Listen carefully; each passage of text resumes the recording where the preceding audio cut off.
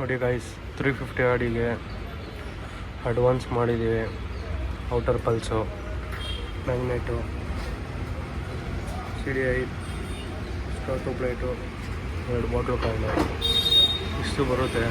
ನೋಡಿ 350 ನೋಡಿರಿ ಫಿಟ್ಟಿಂಗ್ ಮಾಡ್ತಾಯಿದ್ದೀನಿ. ಔಟರ್ ಪಲ್ಸು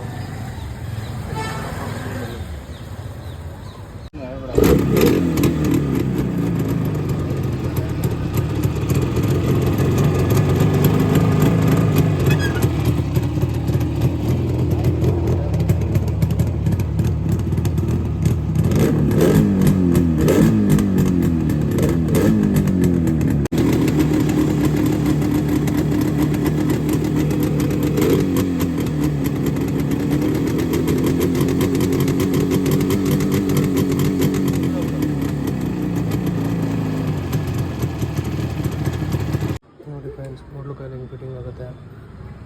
ಸ್ಟಾರ್ಟಿಂಗ್ ಏನು ಮಾಡಿದ್ದೀರಾ?